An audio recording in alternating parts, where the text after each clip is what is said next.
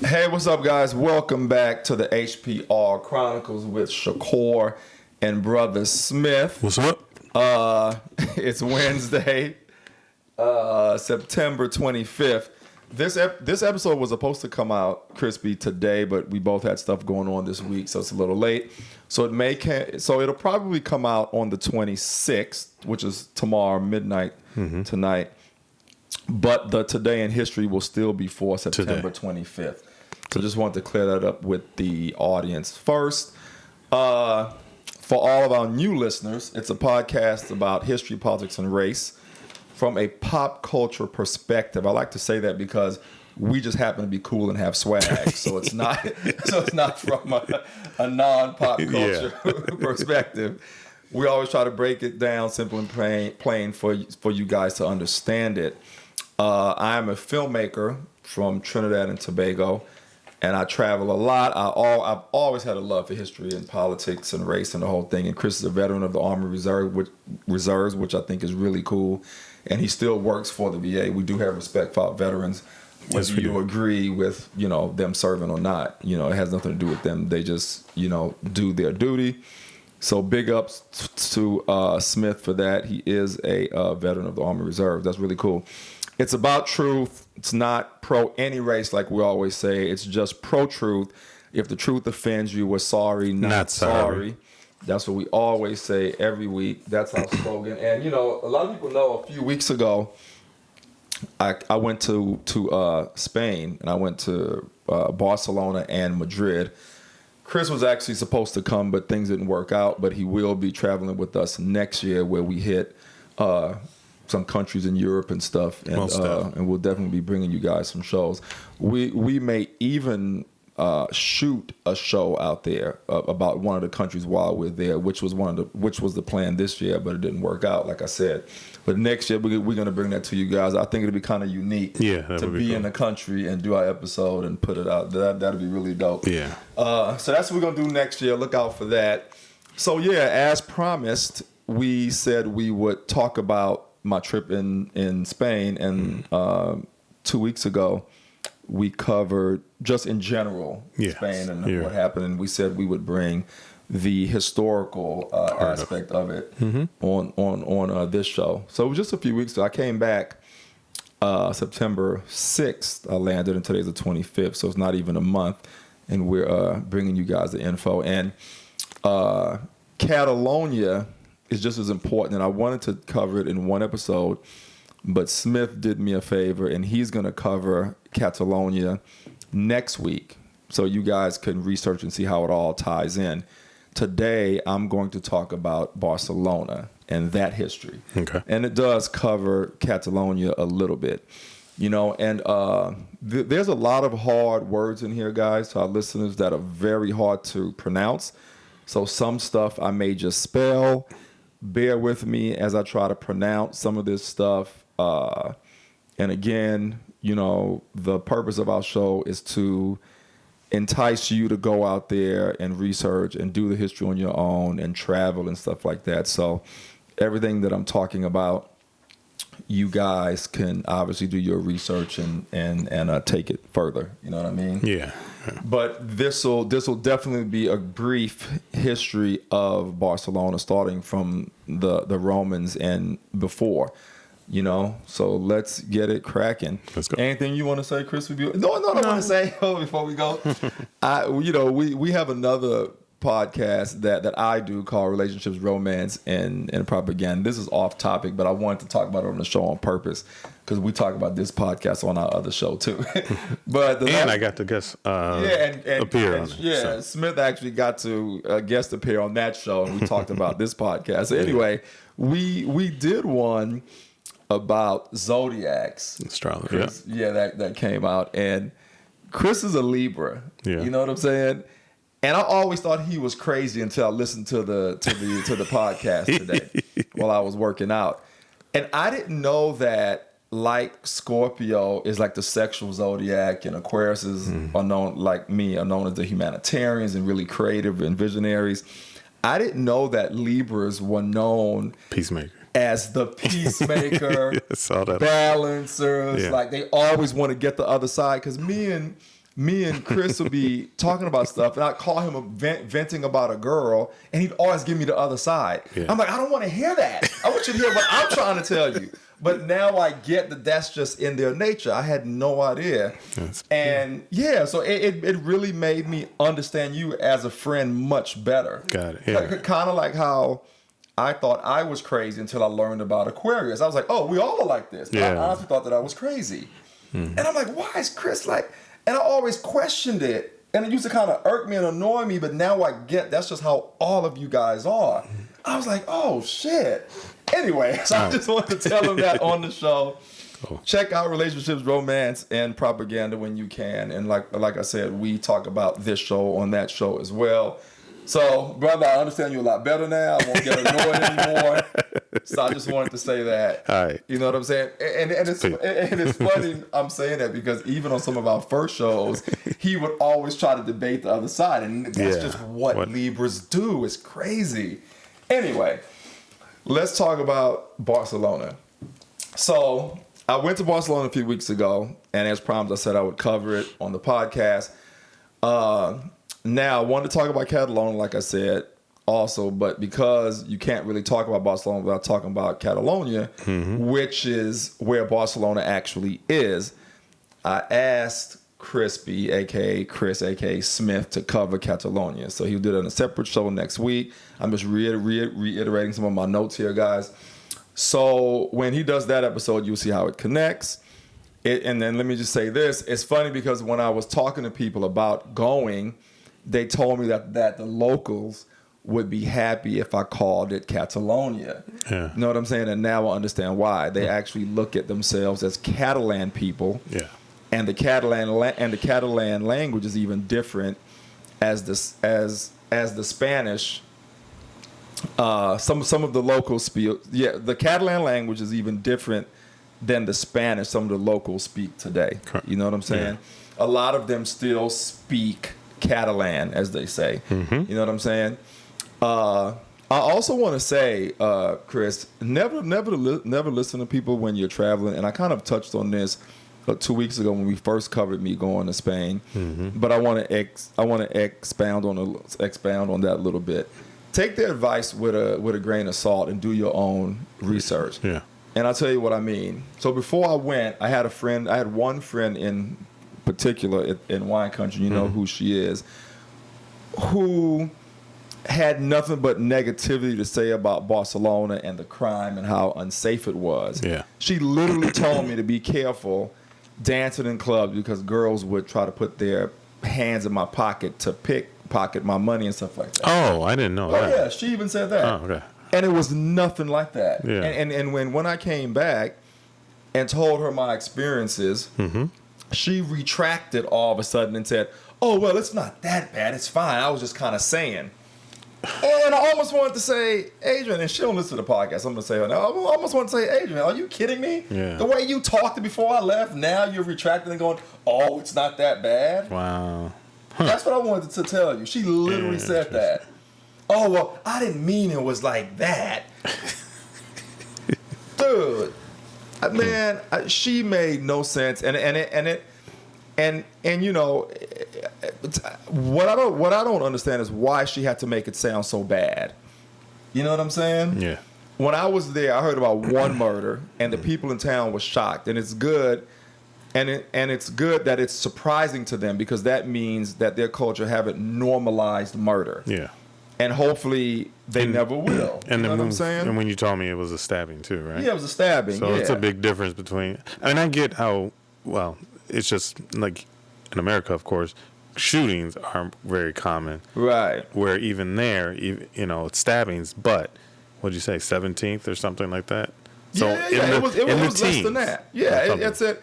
Yeah, one of the locals told me that it had been 13 murders. 13 since January. And that was including the stabbing that they told me about. Oh, okay. Got it. And this is all online, guys. You guys could look it up. Just look up crime Barcelona. It'll come right up. You know, so anyway, before I get into all the history, I just wanted to say travel, explore the world, and remember the rest of the world, besides the obvious war-torn countries, are far safer than America. And that's a fact. Yeah, You know what I'm saying? I mean, if you think about it, and I don't know if because we're traveling sometimes we think it should be like utopia or something, or I'm traveling somewhere, so this really should be just a perfect place.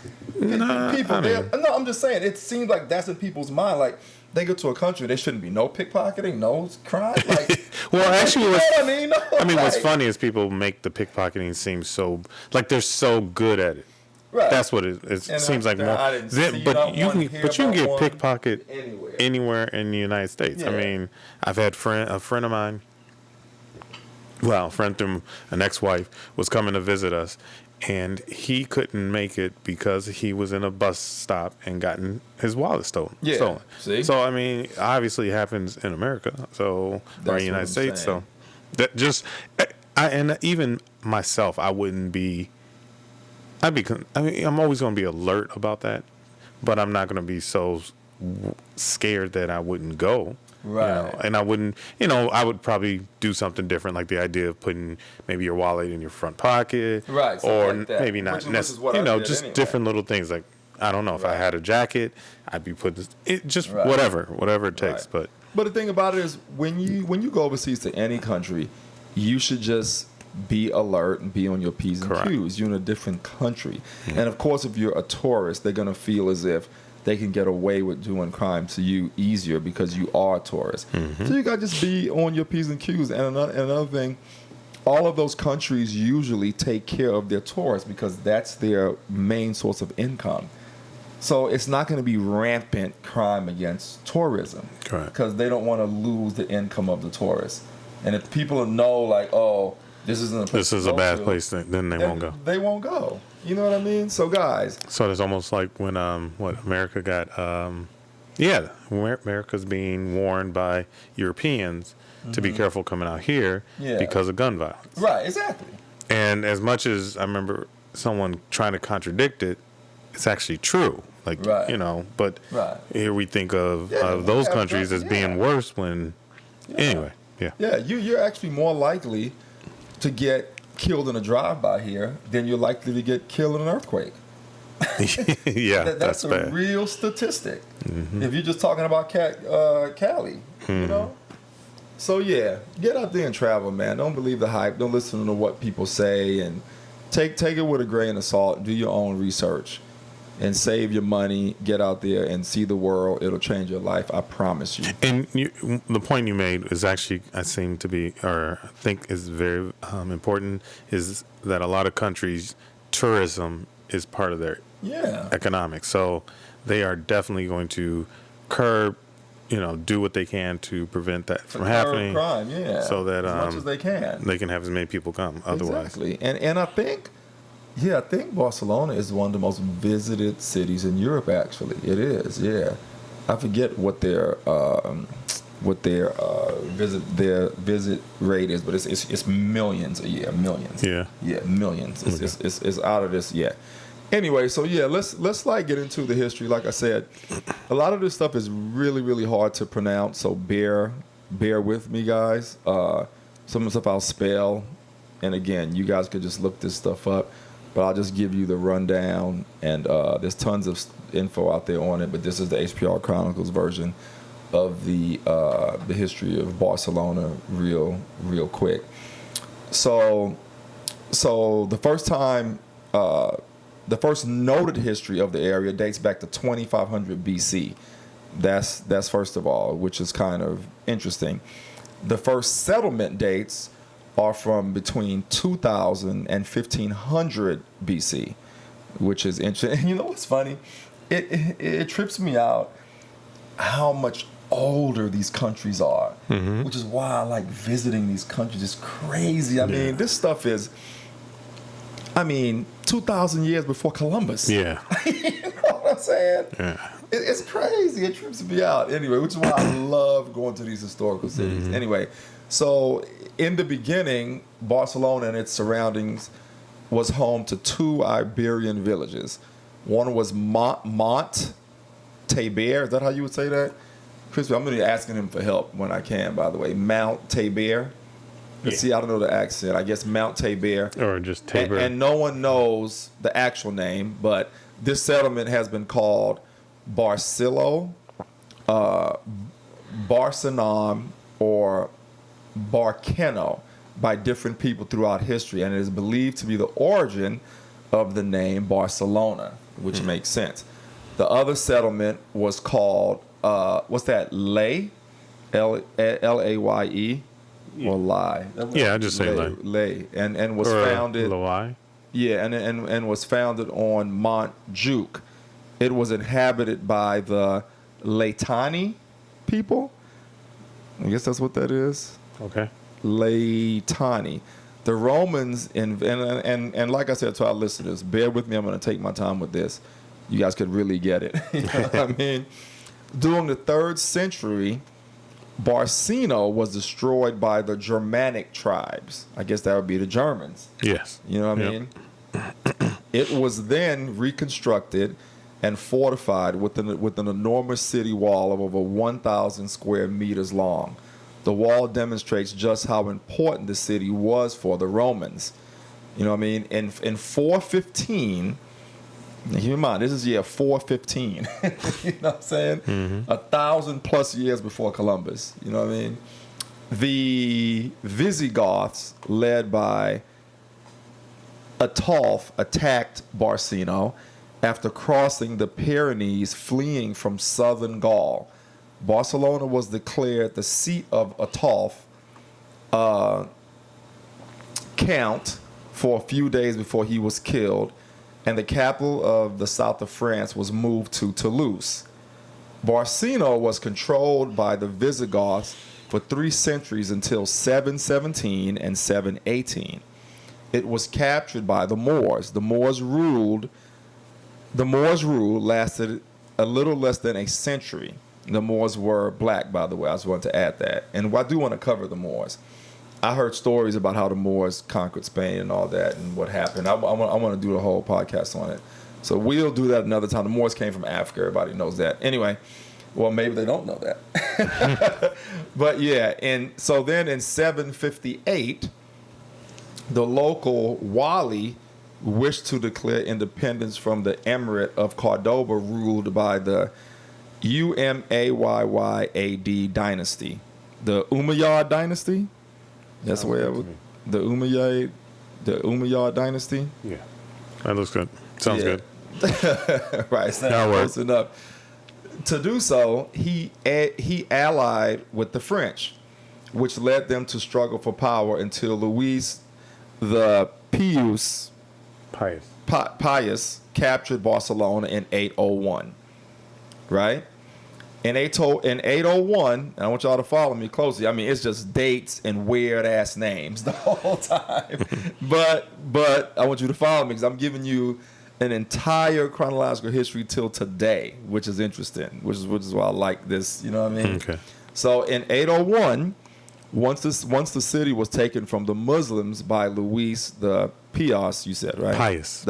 By Louis the Pius, son and vassal of Charlemagne, the Franks formed the county of Barcelona, integrating it into the Spanish dominations within the Carolingian Empire. Sounds good.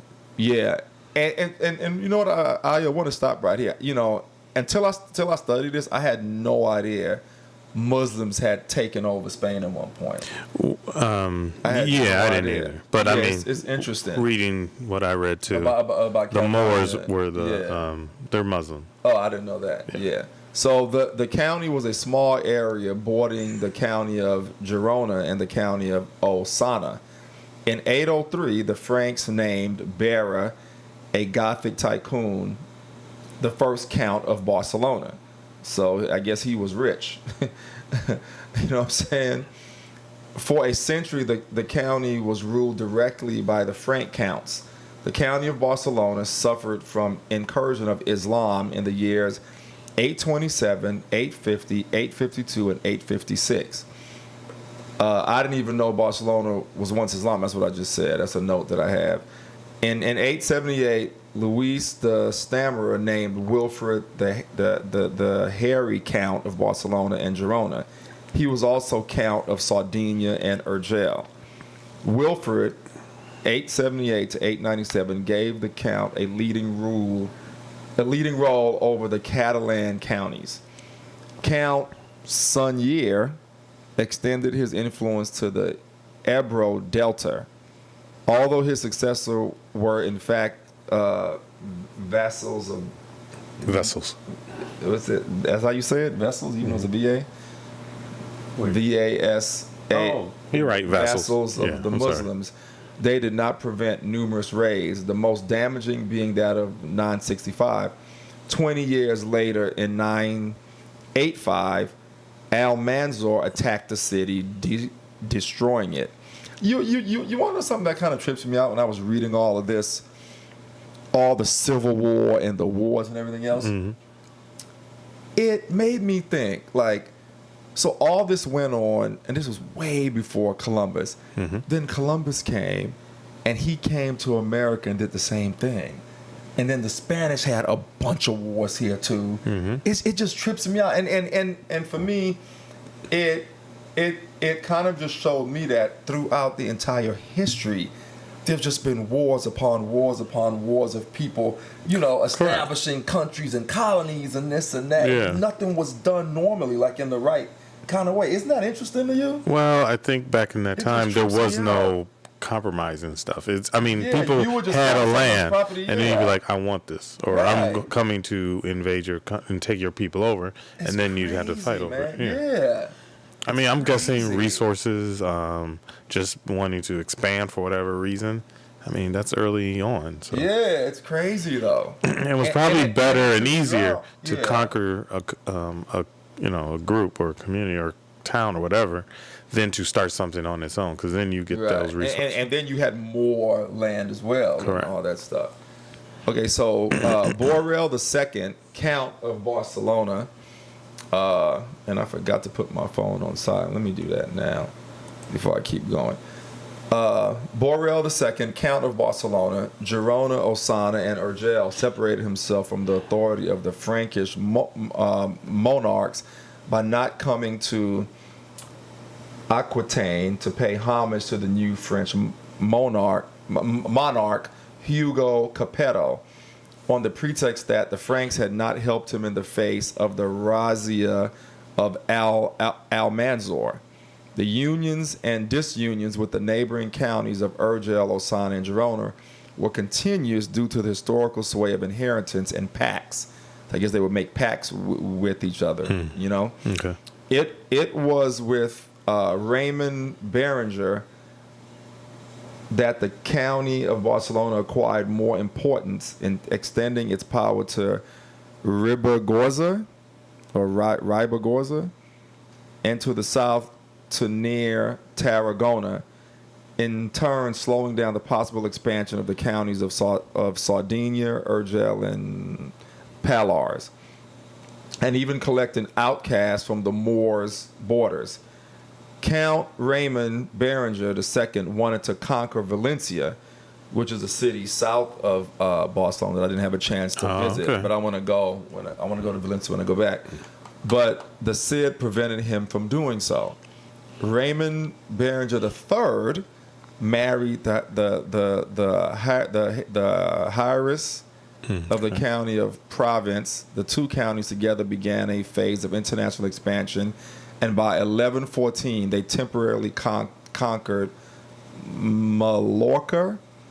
The Union of Barcelona and Provence was dissolved on the death of Count Raymond Berenger III.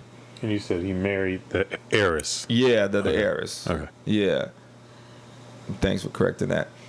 In 1137, Raymond Berenger IV, to avoid the cravings of Castile, married Petronila, the daughter of Ramiro II of Aragon, and the county of Barcelona was integrated into the crown of Aragon.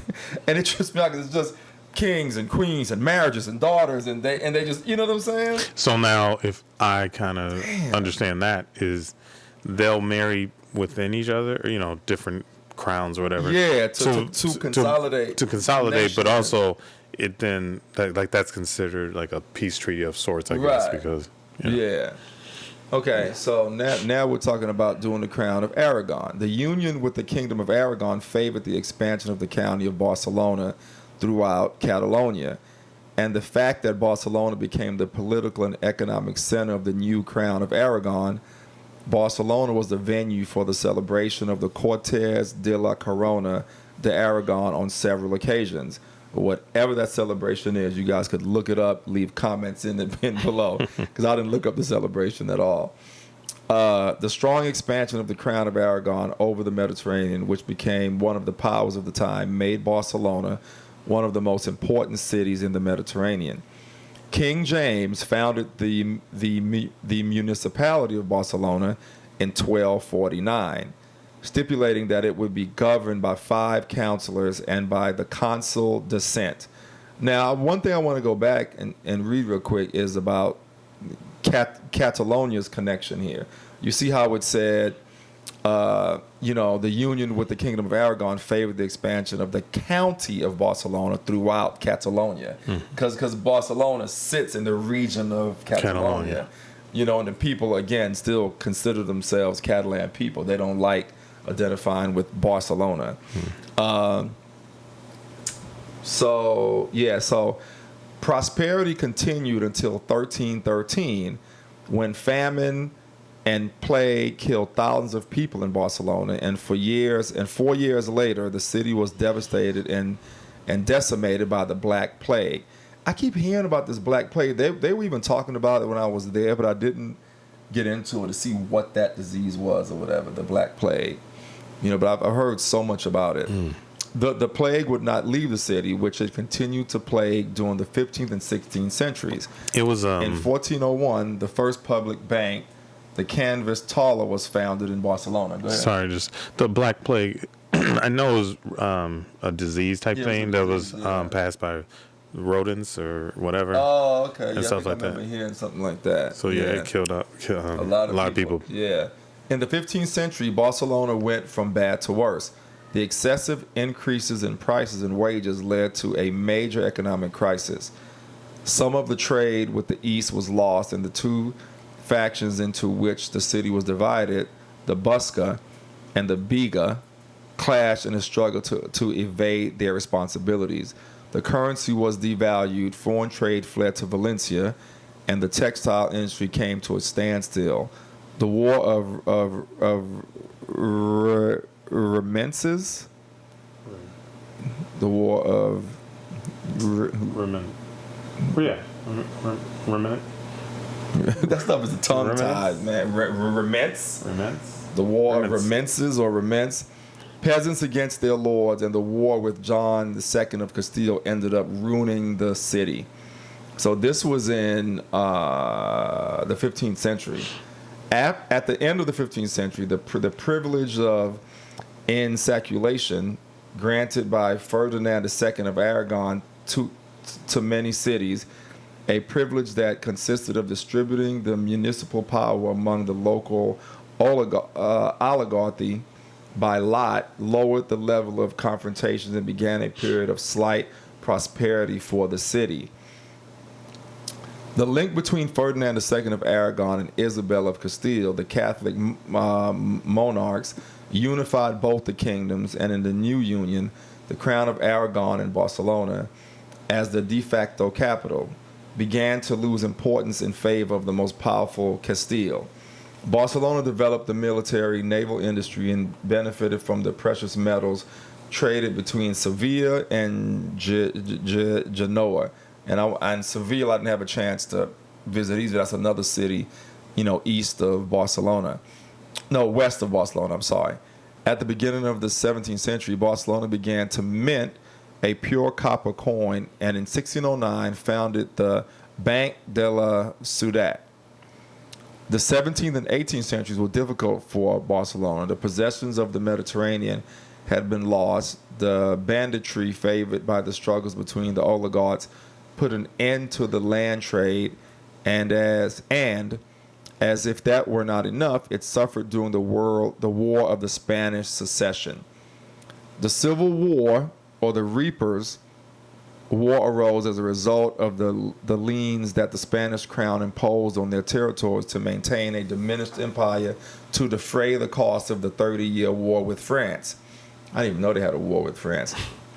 The Catalans rose up against the new taxes and, supported by Richelieu's France, started a war in which the only winners were the French, who took half the territory of Catalonia, a territory north of the Pyrenees that would never cease to be French.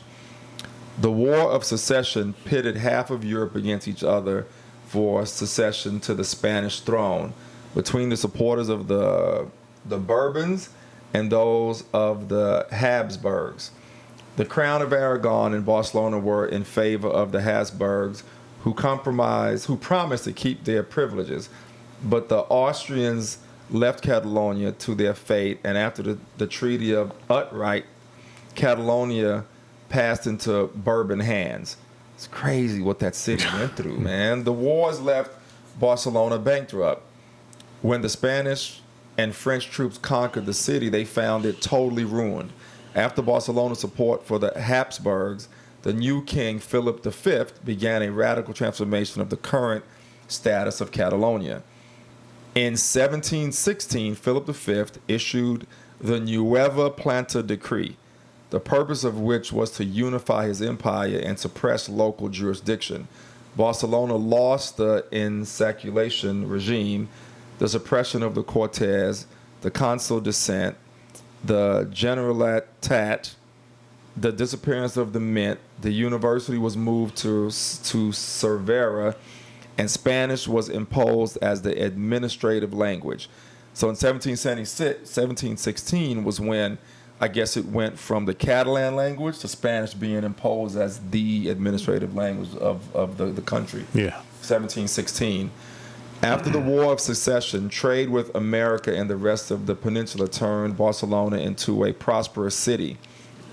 He developed a power of industry, mainly textiles, which led thousands of workers to immigrate to the city. The weight of the working class in the city would henceforth be the cause of great social mobilizations. Thus, in 1854, the workers began the first general strike in Spain. Barcelona began a few decades of great economic strength, of great urban changes, and suffered all the vicissitudes of the turbulent 19th century. I just want to say it's interesting hearing your talk about how the city got built and people started to come in. So it's almost like similar to here, where people were living down south, and then the cities up north, or just cities in general, and then people tend to, populate the cities. And go where the jobs are. Where the jobs like that. are, yeah. And that's what creates it's true. It's interesting. In 1848, the first railway was inaugurated. In 1854, the walls were demolished. In 1859, the example was planned. In 1886, the E-example, you see that? It's like this the example, I guess. The EI would be example was planned. I agree. In 1886, the trams were electrified, and at the end of the century, large avenues were built, such as Las Ramblas, which I visited, and that's like the main thoroughfare with restaurants and shops. It's one of the most popular streets in Barcelona. When that terror attack happened some years ago, the guy drove the truck through Las Ramblas and killed those people or whatever. Gotcha. Yeah. It was all over the news. So I remember that. So in 1886, Las Ramblas was built along with numerous civil buildings. Barcelona suffered the War of Independence. I didn't even realize Las Ramblas was that old. If you go and visit there, you would think it's like 19-something. Really? Like 1920, 1940. You would just think that, you know what I mean? The architecture doesn't look all that crazy. No, I didn't know it was 18. It looks new, man. It's crazy. I didn't think it was in the 1800s. Wow, that's crazy. Barcelona suffered the War of Independence. The three Carlist Wars, the state of siege in 1868, the riots of the First Republic, numerous strikes, barricades, and confrontations. The arrival of the Restoration meant a calming of social tensions, and with it a golden age for the city began in economic, artistic, and monumental terms. In 1868, the revolutionary junta came to power and demolished a fortress built by Philip V. after the War of Secession in what is now the Parc de la Cittadella, which I visited, and where in 1888 the first of the two universal exhibitions held in Barcelona would be held. Yeah, so when you guys go, make sure you visit the Parc de la Cittadella. At the end of the 19th and beginning of the 20th century, Barcelona became one of the cities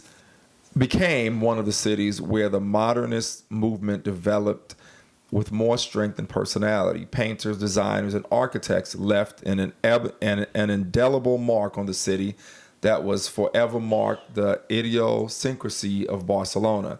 One of the greatest exponents of Catalan modernism was Antoni Gaudí. That's how they say his name. Gaudí, okay. Yeah, and when you go, I mean, all the architecture that this dude created was absolutely amazing. You'll see all of it when you do the hop on and hop off tour.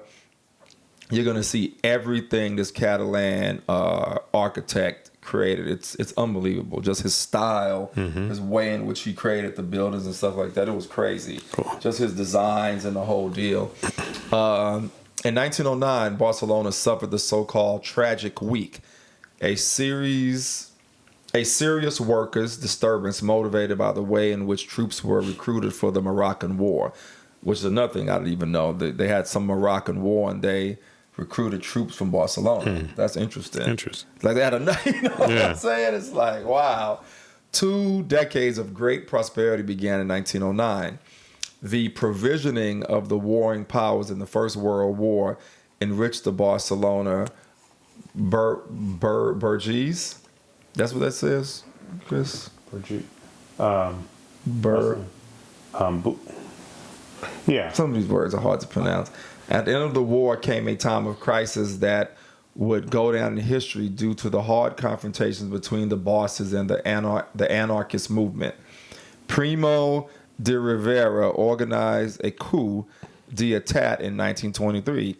In 1929, Barcelona organized its second international exhibition with the proclamation of the Second Spanish Republic in 1931.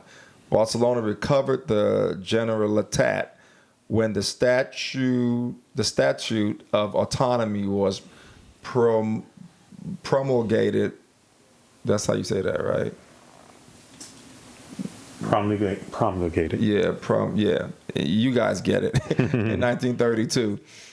During the Civil War, Barcelona was on the Republican side, so it suffered the bombing of the Nationals at the end of the war. After the Civil War, Barcelona favored industrialization, and it grew from 1960 to 1975. So now we're getting closer.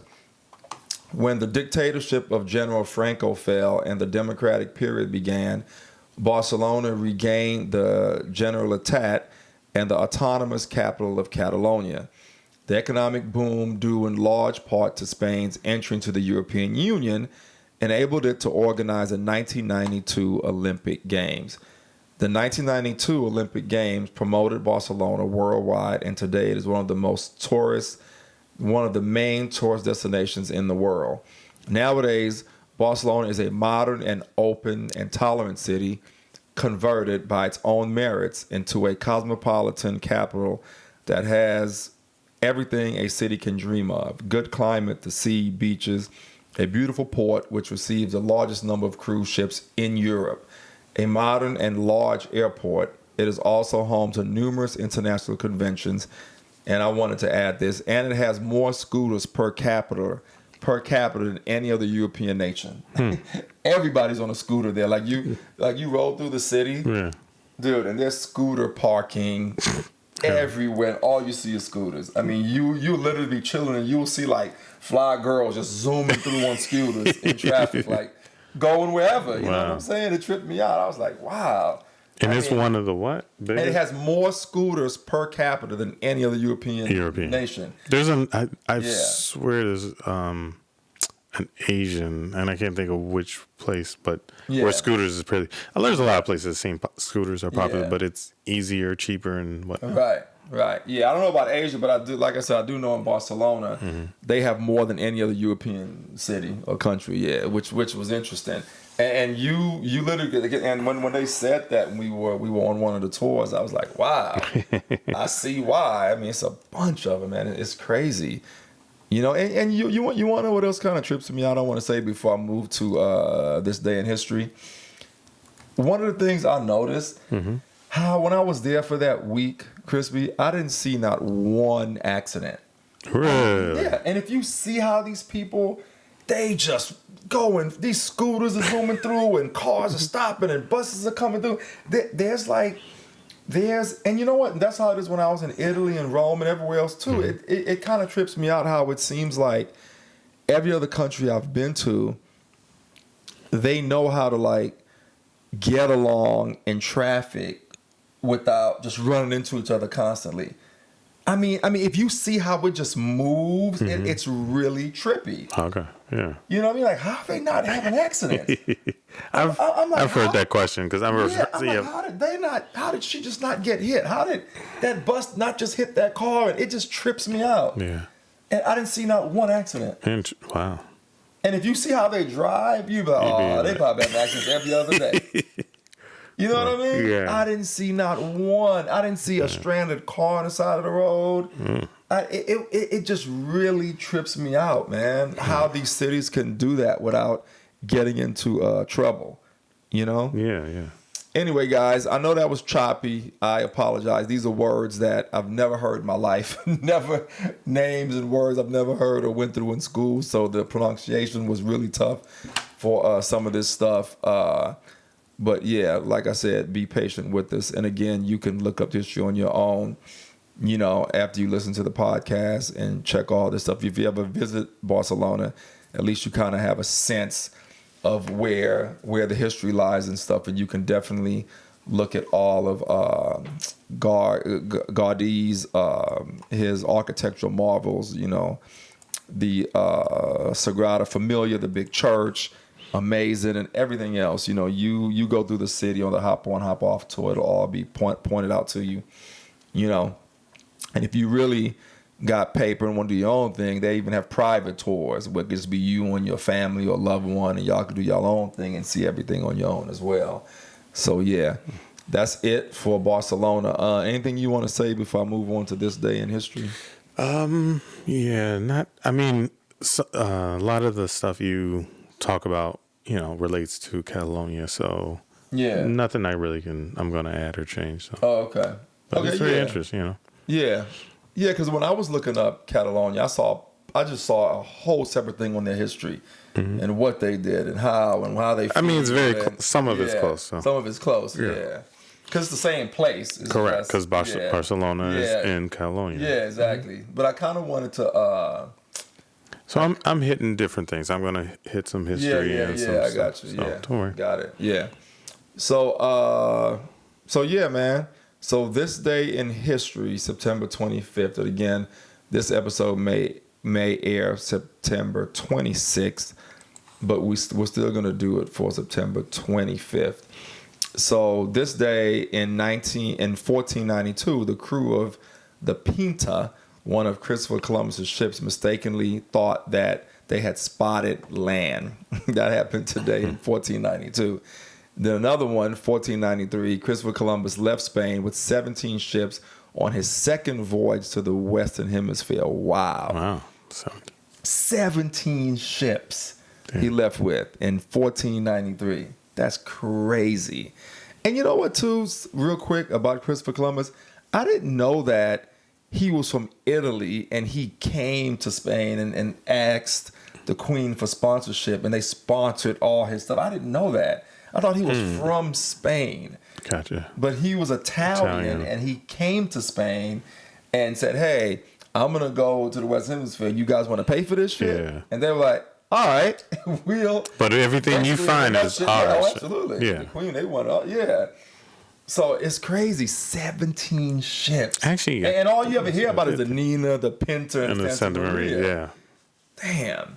Anyway, so in 1513, the Pacific Ocean was discovered by Spanish explorer Vasco Núñez de Balboa when he crossed the Isthmus of Panama. he named the body of water the South Sea. He was truly just the first European to see the Pacific Ocean. Because people was already there. He's the first European to see it. Got it. You know what I'm saying? So then this is off of Spain. And we kind of just got lucky, guys. I didn't even plan that to have 3 Spanish historical things first. We would normally do 4. The 4th one is not of Spain, but you could say it is because they say they discovered America first, right? But they didn't. One of America's, in 1690, September 25th, one of America's earliest newspapers published its first and last edition. The Publique Occurrences, both foreign and domestic, was published at the London Coffee House in Boston, Massachusetts by Benjamin Harris. That happened in 1690, September 25th. So that was today in history, and that was our show. Again, sorry it was all choppy and stuff like that. It was a tough one for me. For us. Thanks for your help with some of the pronunciation. You're welcome. Crispy. And yeah, guys, thanks for listening on iTunes and Spotify and Google Play and, on YouTube. Don't forget to subscribe at ISENT Group Digital so you can keep getting all these cool historical facts about all these places and stuff like that. Be sure to check in next week and hear me talk a little bit more. Yeah, definitely. Check in next week so you can get the Catalonia side of Barcelona. Yes. And don't forget to subscribe, leave your comments below, hit the like button, hit the notification button, all that good stuff. And I am Imani Shakur, and this is Christopher Smith, a.k.a. Crispy.